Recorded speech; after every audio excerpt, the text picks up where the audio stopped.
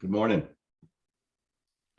Hey, good Morning. morning, Sean. Good morning, Sean. All right, get started here. It's the two edges of the sword that come with wanting to protect something. It seems like it's too good to be true, David. You know, my CPA would have heard about this, right? I mean, Mhm. why hasn't someone else told me about it? Why isn't everyone doing it? You know, and Mhm. so I don't know if you've heard that yet. I hear it Yeah, about every day, but what would be your response to that? and it's usually got an element of sort of not distrust or sort of, oh, hold on now, wait a minute now, and so it's the two edges of the sword that come with wanting to protect something. In order to protect something, anything, a great business idea, intellectual property with a patent, uh, a transaction type, which in this case has certain legal and other protections, so that no one importantly can take the really good idea and go basically duplicate it. That's important. But more importantly, take the good idea and mess it up. So, in a strange way, when you are protecting anything, right, it also places some limitations on its broad use. Not everybody can see it or access it. It's not perfectly transparent or out floating around on the internet. We expect everything to be Googleable, right? Well, this isn't Googleable, at least not in terms of the detail, because there's no way to do that and make it that broadly available without protecting it to make sure it stays. It's done right. Look, we have this conversation about the asset portfolio, um, where the nature of it is that the investments must perform within a range. And the range is fairly generous and there's some flexibility. But the point is, all of the parts, the legal structure, the tax elements, deferment elements, and the investment elements, they all have to work together in harmony and they all have to perform. If any one of them breaks, then we have a problem, and it's my reputation, and it's your reputation, it's Bob Binkley's reputation, and these are serious folks. I think of myself as a fairly serious person. So my entire life developing my credibility and my reputation, and I'm not about to throw it away. So in a strange way, the activity of protecting that sanctity results in the fact that it isn't as widely known as you otherwise think it might be. That's actually a good thing. Right, it is actually a good thing, right? And it's why it's been 25 years now plus thousands of closes, billions under management, over a dozen no change successful IRS audits, and because it's just an installment sale, right? Now we're created with a third party unrelated trustee, which is what the services we provide here at Capital Gains Tax Solutions. But it takes a team of professionals to execute this in a way that that maintains the law of IRC 453, and that's important to mention. By the way, we also think and believe and would hope to think that the just the same fact that you can diversify the wealth, the IRS also says that could think and would believe that you're going to diversify the taxes being paid, right? Because this is truly deferral. This isn't avoidance, right? What we're saying is they're actually locking in the gain, versus the 1031 exchange where it's, right as it stands right now, it's kind of you can drop into your swap or swap into your drop. And in 2008, when things were not diversified, and if you're trading one single asset for another single asset, taking on a bunch of debt, guess what? Things can stop, and all of a sudden that gain gets wiped out. And guess who else who doesn't get the tax on that? The IRS. Whereas in the Deferred Sales Trust, we're taking that gain and we're kind of locking it in and we're preserving it, right? And we're going to spread it across potentially 100 different investments in 100 different companies, right? From different countries, different areas, different. It can be real estate, it can be stocks, right? It could be hard money lending, it can be a number of things, and therefore it increases the chances of when you receive payment, you'll pay tax. Also, by the way, it gets new property taxes, right? Because the property sells. The agent gets the listing. He has to pay tax on the commission. So it's actually a win-win-win.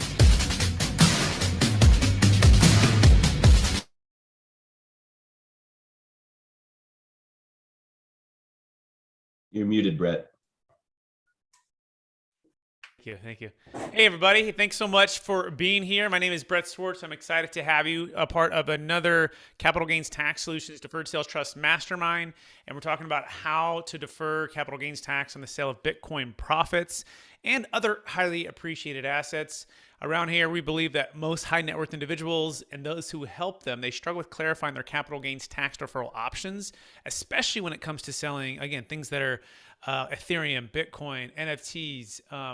It could be a business, it could be real estate, it could be a dental practice, it could be anything that's highly appreciated where you're looking at huge capital gains taxes. And our goal is to help you create a plan, a clear plan.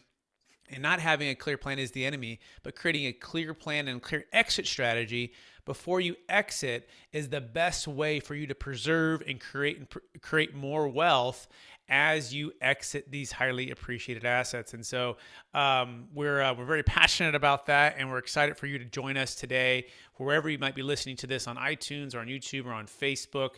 And so with that being said, I'm here with one of my co-hosts, and he's now working with me. He's a business partner of mine. His name is Pierce York, and he's out of the great Southern California area. Pierce, how you doing today? Good. How are you? Happy Christmas. Hey, Merry Christmas to you, my friend. And tell me, how was? Well. Yeah, absolutely. And so Pierce officially, by the way, for those who don't know, have been following this journey as of last week. He did two interviews on taking over some of the podcast responsibilities there. Pierce, how did that go? I think they went pretty well. Still a little learning curve, but we'll get there. We're heading in the right direction. Absolutely. And Pierce's focus is luxury, high-end home sales using the Deferred Sales Trust, as well as all things Deferred Sales Trust in the Southern California region. And also joined by Mitch Bloom, who is out of Colorado, financial advisor and strategic alliance of ours. And Mitch, how you doing today? Hey, Brett, I've never been better. Thanks for asking. Absolutely. Good to have you. Good to have you. And we also have Sean. I think this is your second time, Sean, you being here. And Sean is a real estate professional with EXP, which is also what we're a part of as well with our brokerage arm. Sean, how you doing today? Doing great. Thanks for having me, Brett.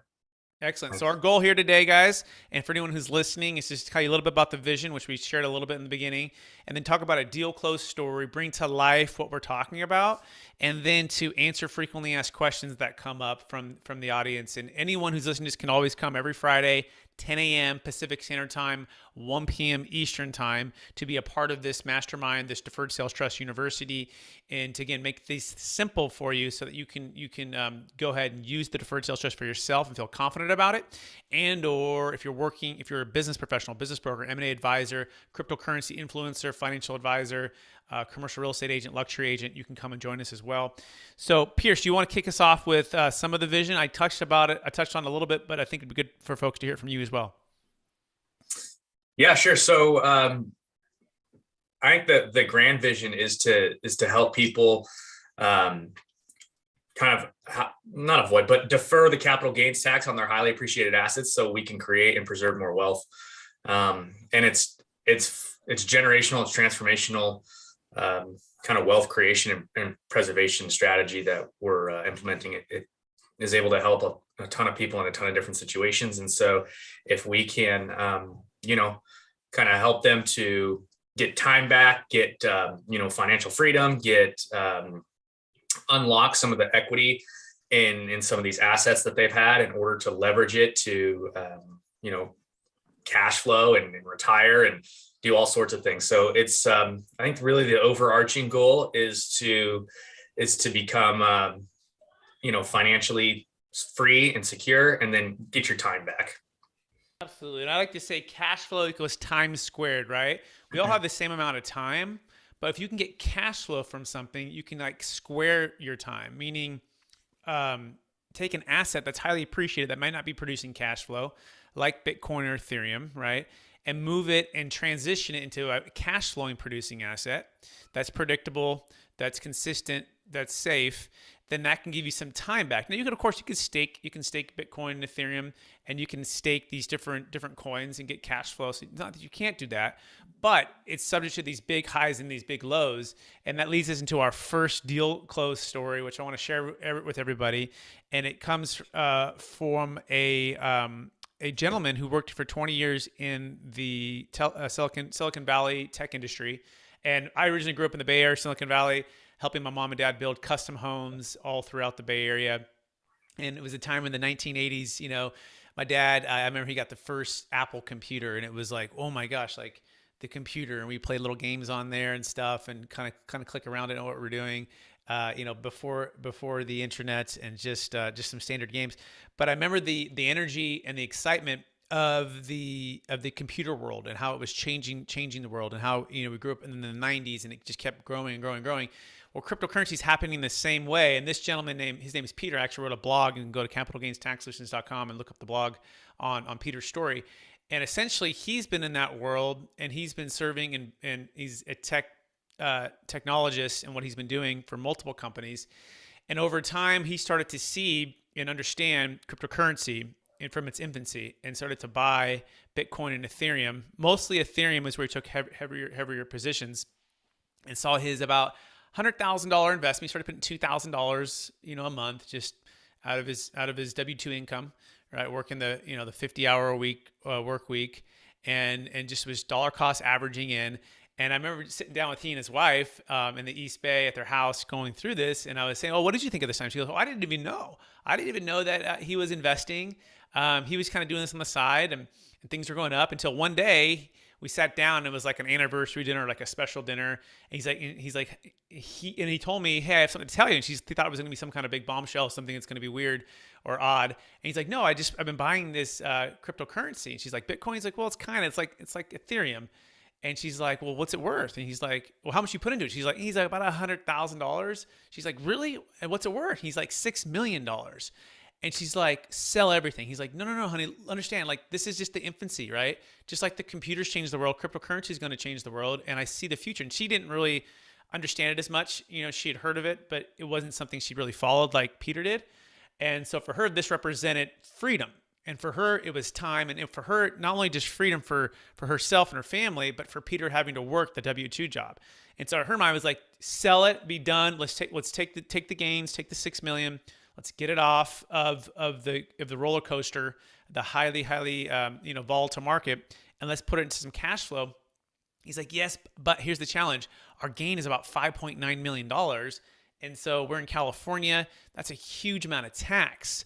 And about 30%, maybe 37%, depending on how you check that out with where they were at. And they're going, this is such a big tax that I can't stomach paying the tax. And so, and this is right around the 2017 range, okay, when things kind of really went boom in crypto, especially in Ethereum. And so they settled on, okay, we're going to sell something as soon as we find a capital gains tax deferral strategy that makes sense. And so that began their journey. But guess what? They ran out of time. And this is the one thing we can't get back between the time they wanted to sell, decided to sell, had a strategy for what to do afterwards, which was retiring from their W-2 job. And she worked as an attorney.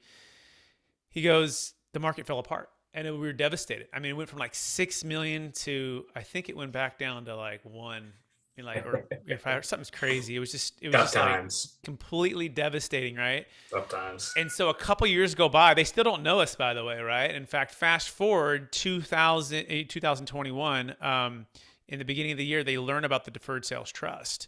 And at this point, their Ethereum is right around, I think it was around 8 million, and then it went to 9 million. Okay, so it went all the way down and all the way back up, and they're facing like deja vu.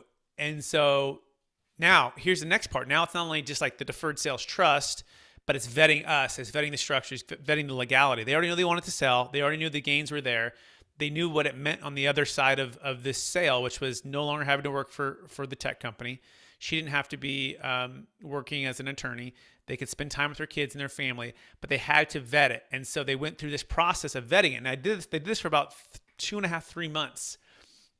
Here's part of why, because we have never done before them, we had never done, and I say we, my business partner, tax attorneys, had never done a deferred sales trust Bitcoin or Ethereum case. It's always only been businesses and real estate and dentists and orthodontists and car dealerships and artwork and collectibles and public stock and private stock and a number of things, but it had never been crypto. So it was kind of a new thing, but it was very similar to what we had before because it was an asset and it was subject to capital gains tax. And but this is their journey. They were cautious too about how things would flow and how things are protected and making sure that we had all the 2FA authentication in and they had the cold storage. So a number of things we had to work out. But long story short, guess what happened? Ethereum dropped again. So at one point it went to 13 million. And then it dropped back down to like 6. And the same thing, a lot of those same feelings were coming up and they were super frustrated and like, oh my gosh, we're going through this whole thing. And his wife wanted to like go right away. And Peter wanted to go too, but he wanted to be cautious about it. Wanted to be careful about it. So we put everything on pause. And so by the time they said yes, and by the time they wanted to actually, we set up the Kraken account. And here's the other thing too, by the time he said yes to the Deferred Sales Trust structure, and the time we actually formed the trust, and then we actually opened up the Kraken account, because by the way, Coinbase was a mess. We still haven't heard back from them. Their customer service is so bad. And then, but Kraken was on it. They were the one that actually, now they put us through probably about 60 days of emails and due diligence on us and KYCs and the structure. And I mean, it was a whole nother thing to overcome with them. And that was actually what stalled us, right? Had we gotten the Kraken account open, we could have sold at the 13 million and been good, but it was the Kraken part that stalled us. So everything falls apart, but we have at least Kraken open. We know that we have a plan in place, the legalities in place, and then the value slowly started to creep up again. And so it came basically to a full circle here. It was a random Saturday. I'm driving from Sacramento to Walnut Creek, California. He lives in the East Bay, so not too far from Walnut Creek. And he calls me, and I'm studying for an insurance exam to get insurance referrals for a lot of clients that we're sending different people's ways. And he calls me, and I'm like, what the heck? He's called me, and it's like 7:30 in the morning. And first of all, he texts me. He's so polite. He's like, hey, Brett, I know this is really early. I know this is random, but is there any way we can get together today? I know it's a Saturday. There's Ethereum overnight hit 3,000, and that was his target number. And we didn't think it hit 3,000. It was at like 1,700 or 1,600 or 1,500. We didn't think it hit 3,000 for maybe 3, 4, 5 months. But within about a month and a half, boom, it hits it. So I'm like, I call him right away. I'm like, yes, but I'm not at a secure spot. I mean, I can get to a random Starbucks with the Wi-Fi, but we know that's not secure. Right? You always said to make sure we're in the home office or we're at the office and we have the wired connection so everything's protected. He's like, how about you just give me the codes off the phone? I'll log in and we'll get this thing done.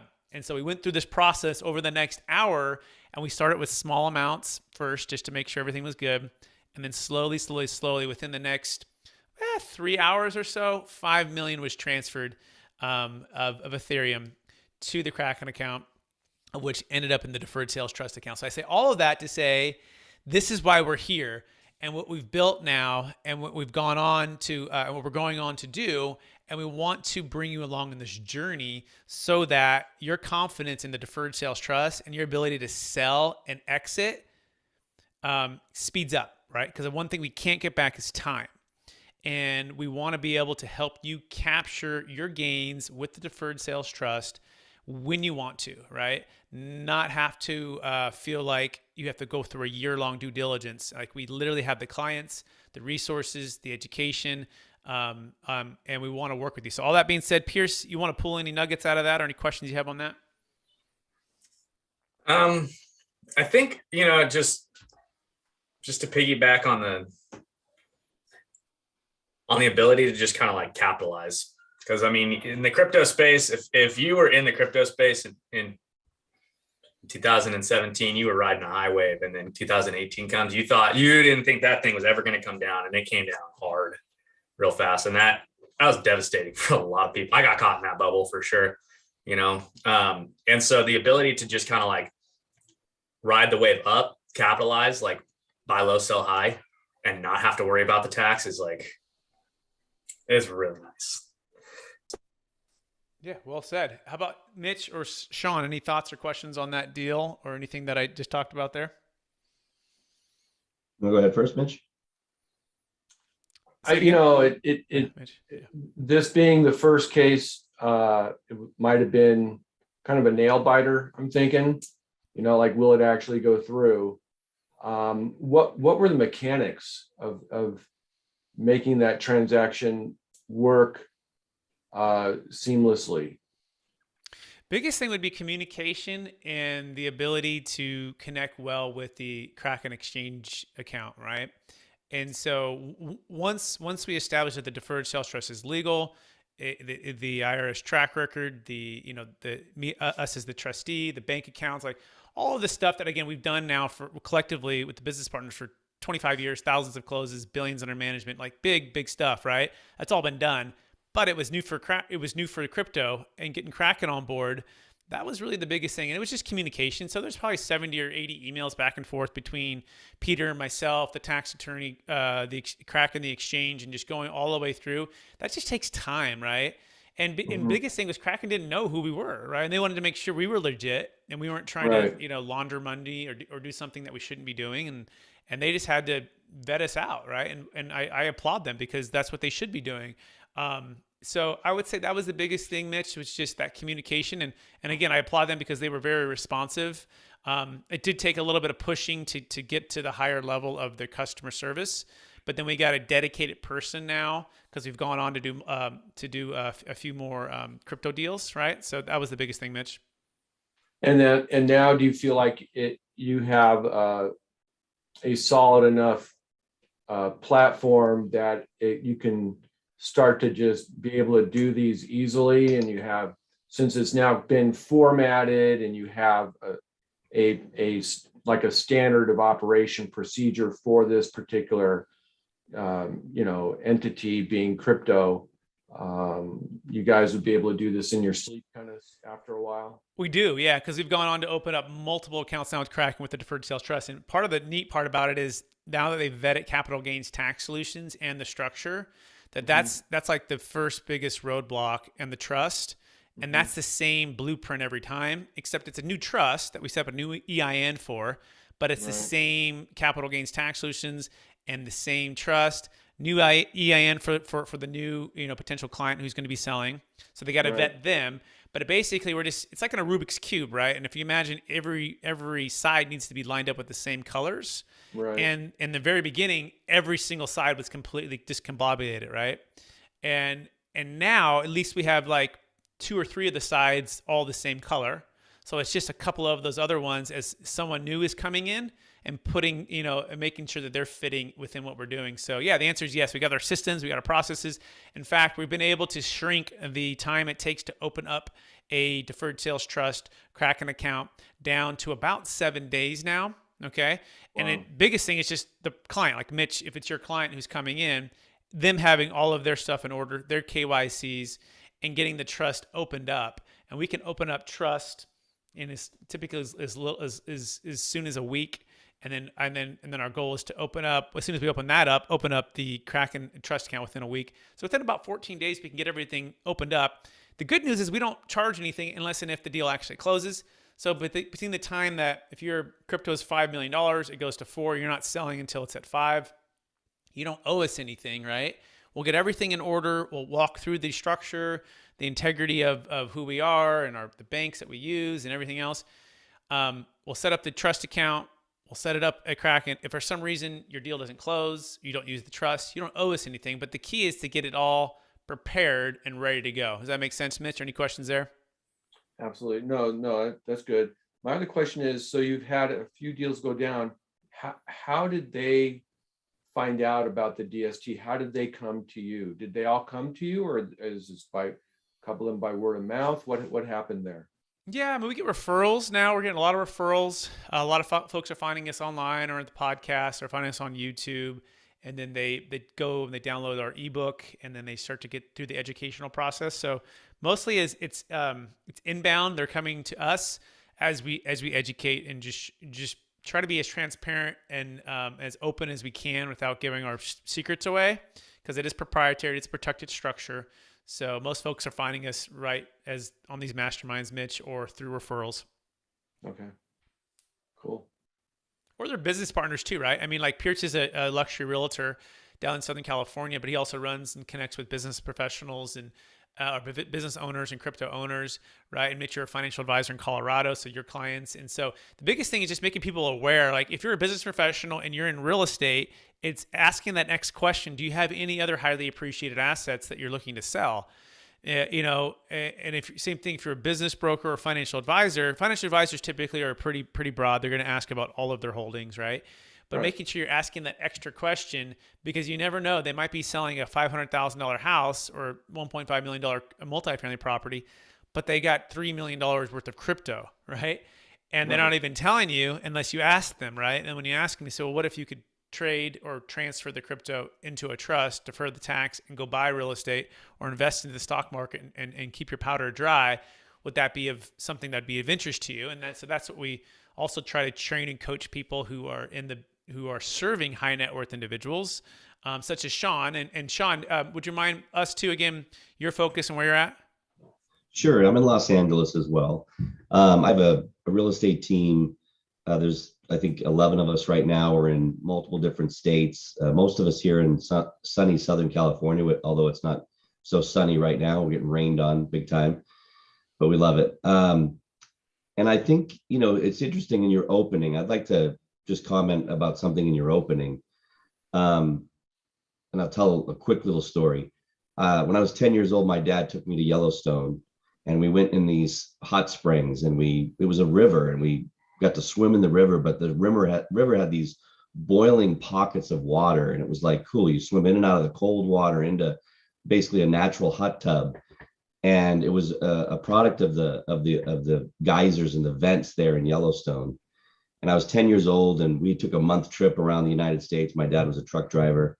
And so he took us out. We were gone for a month. We saw everything from Massachusetts to the Grand Canyon to Alaska and back to Massachusetts, and Yellowstone being there in the middle. And later on in life, I took my 3 kids. They were in their, I was probably in my mid 30s at that time. And I went back to look for the hot springs. And I asked around, and I looked online, and I couldn't find anything about the hot springs. I knew I had been there, I knew it existed, but nobody would share with me. Finally, I found a waitress at a restaurant that said, they don't advertise it. They don't put it in any of the publications. They don't put any signs, because if they did, the 3.5 million people that come to Yellowstone every year would go to the hot springs, and it would be ruined for everybody. So she said, if you go to the north gate, you'll drive down the road. Before you get out of the gate, you'll see people with towels parked on the side of the road, and that's how you'll know you're there. And sure enough, I went and found it, and there were people there with towels, and I got to experience that with my kids in my 30s, and it was pretty cool. So I look at this as, I talk to my real estate team, and I look at commercial real estate. I'm a resi-mercial guy. I sell mostly residential, but I do commercial. I've had in the 16 years, I've earned over $500,000 just in commercial commissions, all because I had a vocabulary around commercial. I treated it as a lead generation strategy and just was open to the conversation. And those commissions came from selling somebody's residential home. And like you said, do you have any other highly appreciated assets that you'd like to just, do something with?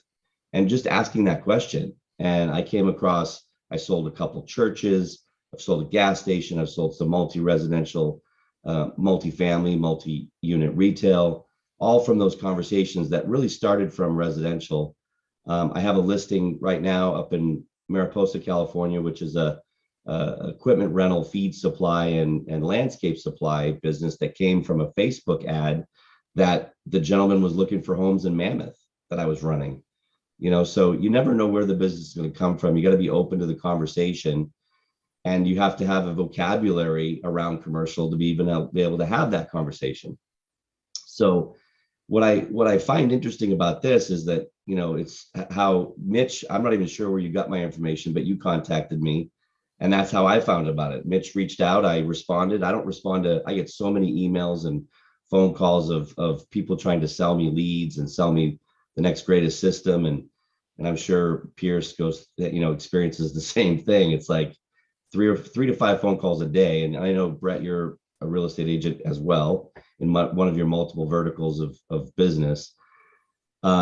We don't say yes to everything, but we got to be looking for those things. And when I heard DST, I thought it was a Delaware statutory trust, which I was familiar with, only because a business partner of mine who is a wealth advisor like Mitch shared with me. And then when he said, no, this is a deferred sales trust. And what jumped out at me was the ability to hold the asset but maintain ownership, basically, right? Because I've had clients that have had have done 1031 exchanges where you literally have 45 days to identify, the next property, and it just doesn't work. I've had multiple different clients that were so rushed to buy that next asset that they actually jumped on and did a transaction with a different agent I had invested a bunch of time. So it's actually cost me money, because of the way the 1031 exchange is designed. So I don't really have a question. I just want to say that it's totally cool. Can you hold it? Like, let's say you bought an airplane for $500,000. Let's say you had $1 million come out of a property transaction and you put it into the trust. Could you buy an airplane and the trust would maintain ownership, just like you're doing with the Ethereum? The trust owns the asset. It's still there, right? But it's gone from Ethereum into now whatever other investment you want the trust directs it into, which the owner of the trust there's a trustee, you, and then there's the owner. So am I understanding that part correctly? So if we use an analogy of an airplane, could I use the airplane, but the trust owns it, and I deferred the capital gains on that in the process? Yeah, so it's very close, and there's some key things to understand about this. And by the way, I really appreciate your Yellowstone analogy. I think that's really, really neat, And you said 3.5 million people, if they knew about it, they came to Yellowstone every year, they'd literally ruin it because it'd just be too many people. And that's in fact why certain tax deferral strategies in the past, part of it because they're not necessarily doing it right, but second, if you listen to the David Young video in the very beginning of this broadcast, this webinar, or this mastermind, he talked about the two-edged sword, right? Where if too many people are using it, or if there's too many people that are using it improperly, or even just a few that are using it improperly, they press the boundaries, right? They don't use a third-party unrelated trustee. They're not in it for business purpose. They're using it for personal things, such as like a primary home or potentially like a personal airplane, right? It'd be taxable, right? It's not legit. Like just like an IRA or a 401k, the IRS has those in place and says, hey, as long as you put it for retirement, business, and investment purposes, and as you receive, you'll pay tax on that. Hey, we're totally cool with that. That's why? Because it's going to spur economic growth. So same thing with the deferred sales trust, but same thing with your Yellowstone hot springs, right?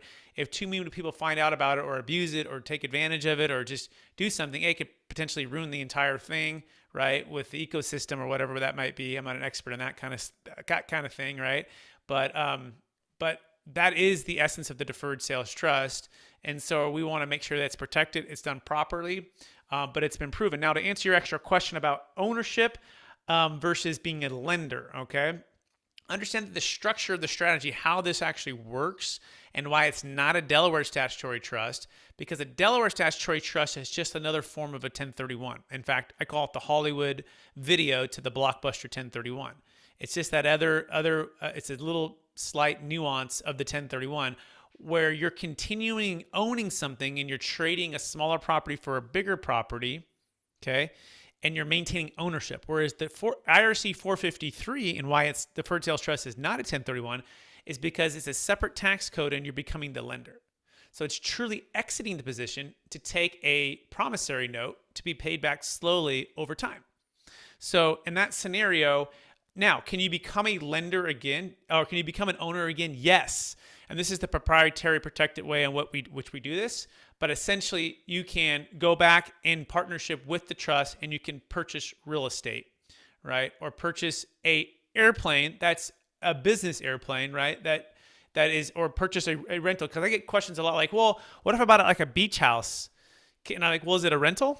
Yeah, it's a rental. Okay, as long as it's a rental, and now if you happen to visit it once a year to make sure it's not, burned down, right, and make sure that everything's going well, like that's fine. It's just what's the nature of it? If you're gonna, what we don't want to do is to do anything that's going to go outside the boundaries of these things. So if it's an airplane that you're going to fly around, Sean, and a few times a year, but the majority of the time it's being rented out as a business, right? Or if then I'm it's using fine. if I'm using it for business. So that's different, right? So you got to be careful not to draw the lines. Now, like you could say, well, I'm a trucker and I'm in a trucking company, right? I run a trucking company and I want to partner with a trust to open a trucking company, and I bought a trucking equipment. Yeah, as long as it's legitimately a business, right? It's not a funny business where you're saying, Right. yeah, it's really just I like to have a personal private jet and I want to have a big old ride off. So you just got to be careful because this is your money. It's also our structure, right? So we want to be very conservative in our approach. I want to bring in Jake Mullen here, by the way, who's a business partner, financial advisor, and extraordinaire. Jake, you have any thoughts on this? I would just come out and say that there's more than one ways to skin the cat, and there's good, better, and best. And Brett is my trustee of choice in the strategy because he always tries to help clients lean more towards the best. And that is the more conservative side of over documenting things, being 100% legit, and making sure that everything has intent for if in case the IRS ever reviews anything. Now, there's two reasons Brett does that. One is, of course, if they're looking at the trust, they're not looking at you. If they're looking at the trust, they're looking at him. And so he wants to make sure that everything's on board because he's the one taking all the liability and risk. The other thing is, absolutely, the trust can do a number of wonderful things ongoing, like buy that plane and different things. However, it just really depends on what the intent of the purchase of the plane is for. If it's 100% personal use, well, then, my goodness, that doesn't really work out. But if you're a business owner, an entrepreneur, and you want to continue to invest and reinvest, and you need a means of moving around, and a plane happens to fit the bill, then there's good, better, and best, a number of different ways that can actually happen. And Brett will always show you and tell you about the very best way. And that's to that point, by the way, too, people want to know if you're selling Bitcoin or cryptocurrency, can I go invest back into cryptocurrency, right? And the answer is yes as well. And that's the beauty of the Deferred Sales Trust. Can I invest back into real estate? Yes. Can I invest into a business? In fact, Jake and I's client recently for one of our another cryptocurrency sales, she had all Bitcoin. She worked for Google. And part of her dream was to start and own a business with her roommate and good friend, and an educational online platform, and also to retire from the W-2 Google job, right?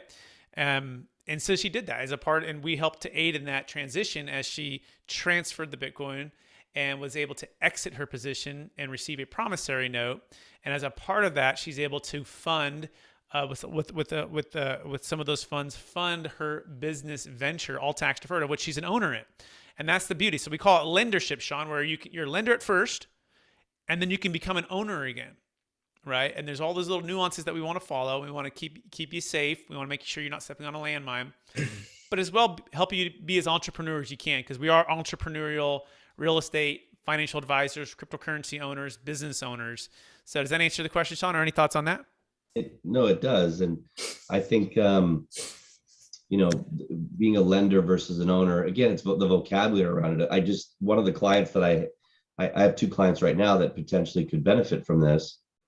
And one of them just, is going to bite the bullet and pay $400,000 in taxes instead of even having a conversation around it. Like, I sent her to her CPA just to set up a conference call, and she wouldn't, it's a interesting situation. A trust sold the property, and there's the trustee is, kind of at the end of their life, and they're not completely there mentally.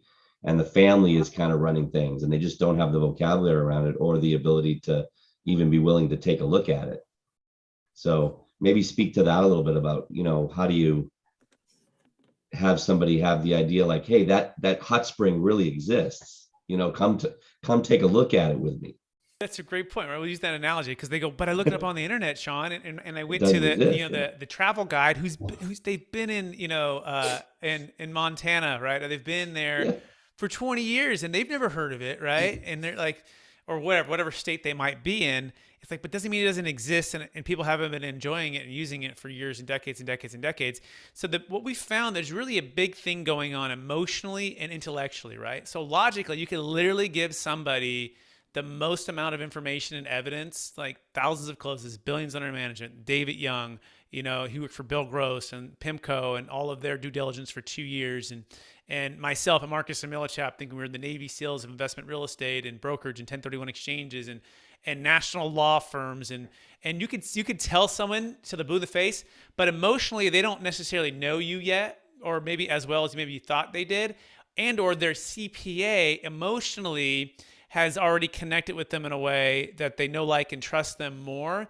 So it's hard for them to take your logic, and then you couple that with the perfect storm of they're selling probably their most precious asset, which represents their retirement, their future, their financial legacy, because we're often meeting people at the top of their exit, right? Meaning it's the last 5% before they exit.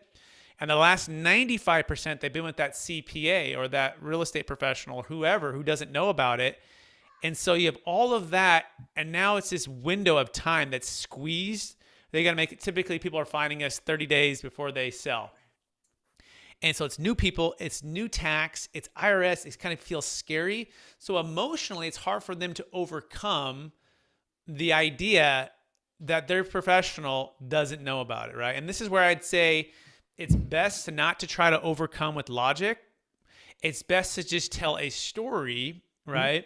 To help them. It's a better story than what they have told themselves or what their CPAs told them. Second thing to do is to say, hey, it's totally cool. Your CPA is not on board or doesn't understand it. Would you at least have them come on and express those concerns, because they're the brain surgeon and we have some other brain surgeons, and let's let them talk, and don't let them off the hook just to dismiss it. No, because A, they're too busy, because a lot of CPAs are really busy right now, right? And B, maybe you won't pay them money to get on. Like, make sure you write that check to spend for their time and energy, but at least get them on, because we found is when we get the CPA actually in a conversation and we're in dialogue and we're presenting evidence and we're answering the questions, that it actually 9 out of 10 times they'll actually say yes, Sean, and they'll bring us more clients.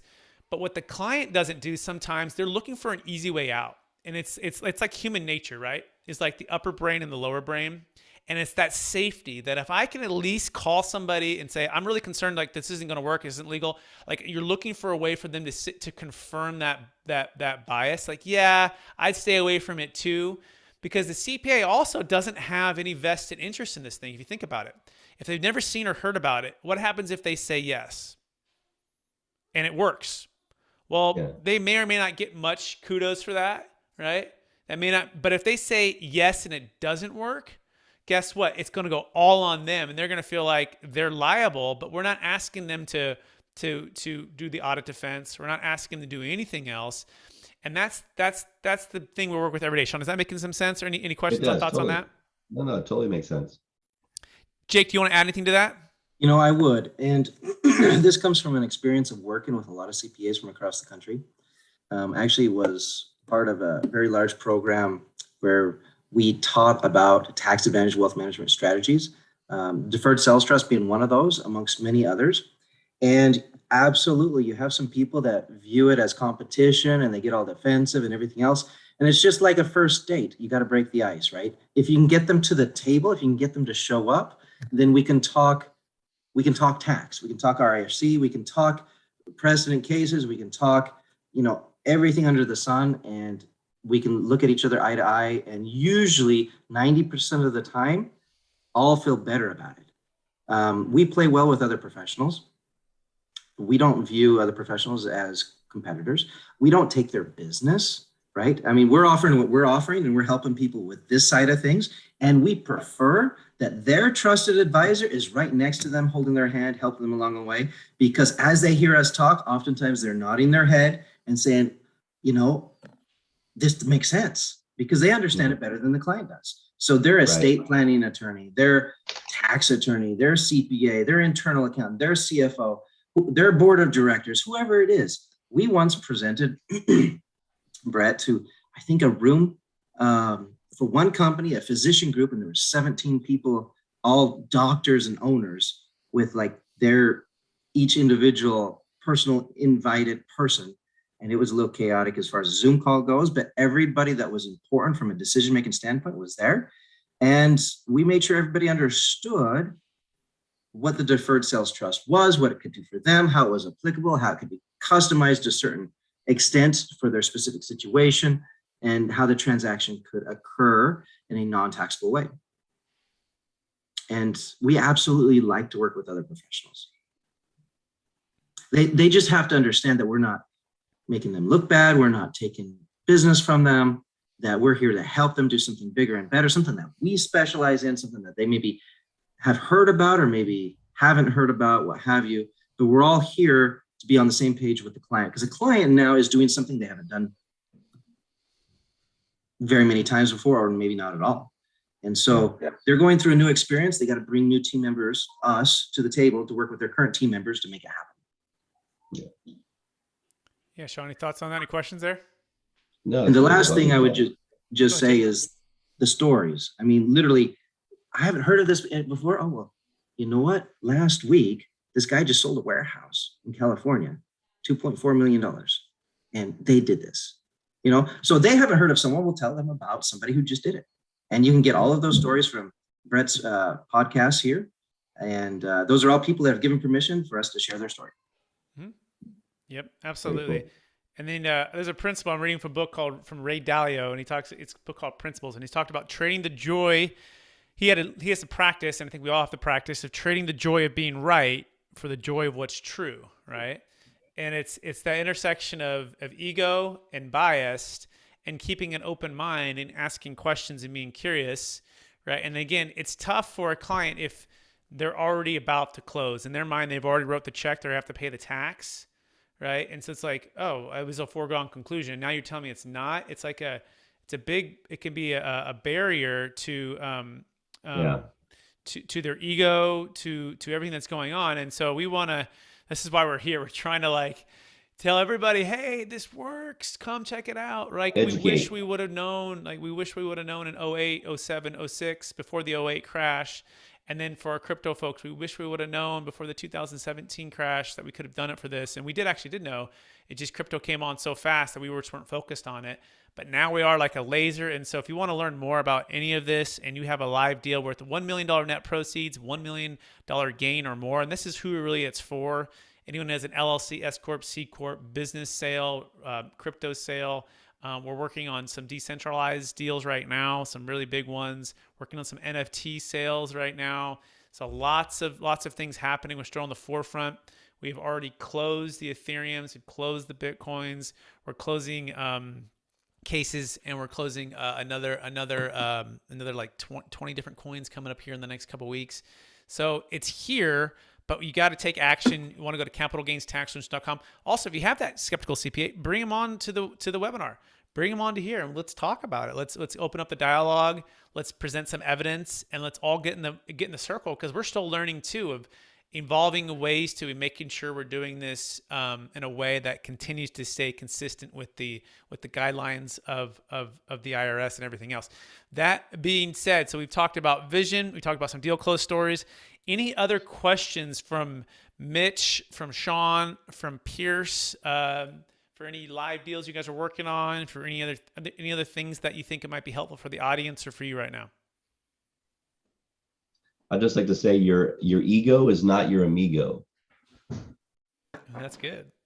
And another one that taken from Grant Cardone, which I know you've probably seen some of his stuff, Brett, being part of EXP. Yeah. But Grant owns over 8,000 units, and he teaches in his real estate, one of his real estate courses, the exit, no exit. And that's what this seems to be similar to. It's an exit, no exit. So walk us through that, Sean. So I'm not quite sure I follow that, but that'd be good. What does he mean by that? Or what do you mean by that? So exit, no exit is a strategy he uses where he buys an undervalued property, and as it appreciates, he pulls the equity out of it, and it's rented. These are rentals. So he's got over 8,000 doors, which is incredible. And, he pulls the equity out of there as a loan, and the tenants are paying the payments because the rents in the area have appreciated. So he calls this strategy his exit, no exit. Like it. Yeah, there's also like the burst strategy, right? You're going to buy, you're going to renovate, you're going to refinance, and you're going to repeat, right? I think I might be missing one of them, but Yep. but essentially it's if you never sell, and real estate, I think it's if you don't take on too much debt, that's the other thing. You're making sure you're keeping your debt to income ratio, your DCR in check, right? And you're not over leveraging or not get to a spot where you don't have a lot of liquidity. So a number of things to take a factor there. But yeah, you're right, because the refinance is not a taxable event, right? It's not until you sell that you have the taxable event. And in the meantime, you can get depreciation. And Grant Cardone does a cool video on this on commercial real estate and taxes and using depreciation to help move your income down to zero. And using that in conjunction with the deferred sales trust is also another powerful way to do this. But yeah, I think that's great. Be careful with crypto, right? Because people are leveraging and or hedging and or doing staking because of the rapid drops. Generally speaking, real estate for the most part goes up. Generally speaking, right? Especially with multifamily value add, you have 100, 200 units. You have a lot of insulation from by the time people actually are going to be vacating your property, right? So there's analysis that you'll do when you're doing multifamily investing of at what point can I make my payment? If I have 100 units, if it goes 20 of them go vacant, will I still be able to make my payment? That's a good kind of risk test to do. Or is it 15 or is it 10, right? And you want to be somewhere, ideally you don't, it's 20% or more vacancy before you can't make your payment, right? So it gives you a lot of room to make a lot of deals. And so, but as a part of that, as you increase the rents, as you increase the value, then you can capture new appraised value, refinance your equity out or a large percentage of it, use that as a down payment to go buy another one, and then do the same thing. Here's the key though, you got to make sure you're buying value add, right? You're not just buying top of the market where the rents have been squeezed all the way to the height and there's not a lot of room for improvement, which means there's not a lot of room for error. So these are all these little parts. If you have another Rubik's Cube here, right, that we want to help you here, is how you're going to be investing the funds. And that's part where Jake Miller comes in as a financial advisor, Mitch Bloom comes in as a financial advisor, and then me as a commercial real estate advisor expert to help make this thing really fly for everybody. So make any questions or thoughts on that, Sean? No. Yeah, That's and good. Sean too, by the way. Sean can help you buy stuff too. So down in SoCal and Pierce. That being said, we're at 10:50, so we got 10 more minutes. Pierce or Mitch, any other questions or thoughts? Not right now. I mean, this is really helpful. Going back to the CPA, I think it's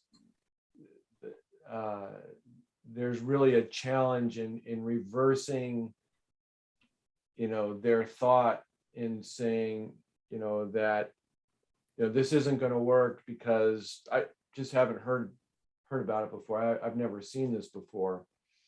But I think one point we might want to clarify is that when a CPA comes on board for their client and says, hey, this DST really does make sense, what they could be doing is they could be locking in their own client for another 10, 20, or 30 years by helping them facilitate the trust. So I think that's one thing we might have missed. I don't know. I'm so new at this. So, but this could become leverage. This could become an advantage. Again, just trying to reverse that thought for the CPA. Look, this could be to your advantage of incorporating this trust into your practice because you're locking in this client for possibly another 10, 20, or 30-year segment. Yeah, it's a great point. Does that ring like it makes sense? Yeah, it makes perfect sense. He's adding value, solving problems. That's all we're in the business to do. So, Jake, any last thoughts for the audiences? And also remind them where they can find you too. Yeah, I would just add at the end of the day, because we've talked a lot about kind of the psychology of communicating the deferred sales trust with people and clients, helping them understand that we really have no need to sell this strategy. We just want to educate people, teach them, help them understand it. So we need to communicate effectively and help them overcome any type of ulterior motives or ulterior incentives.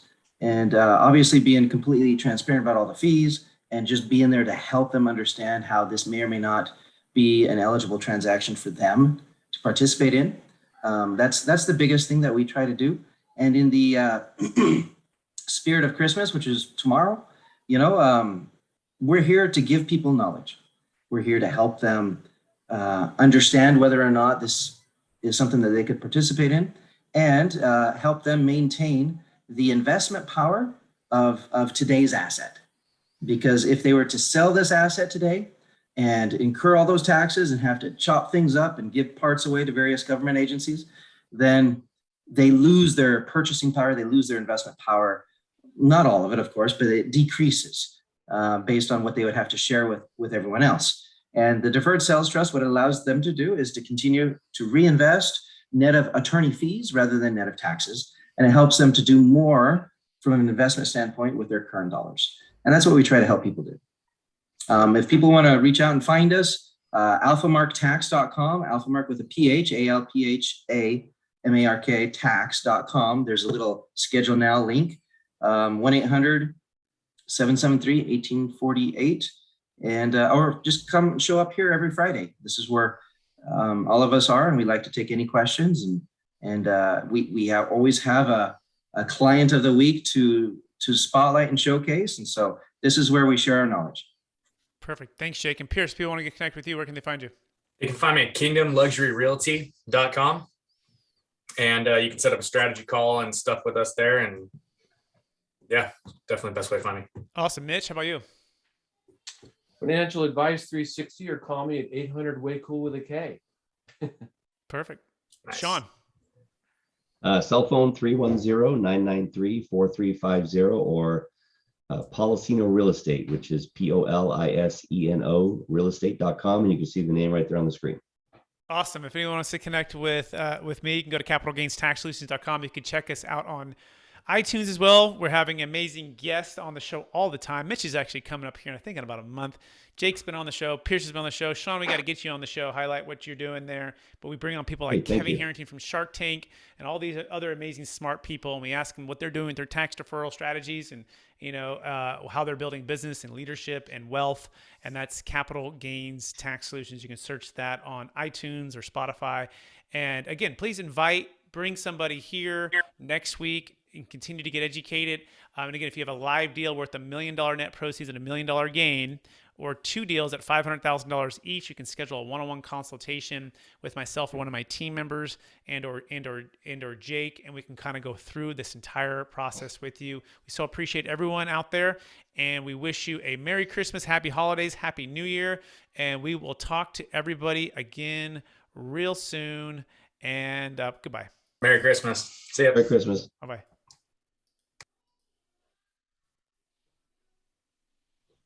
All right, fellas. Hey, Brett. Yes, I'm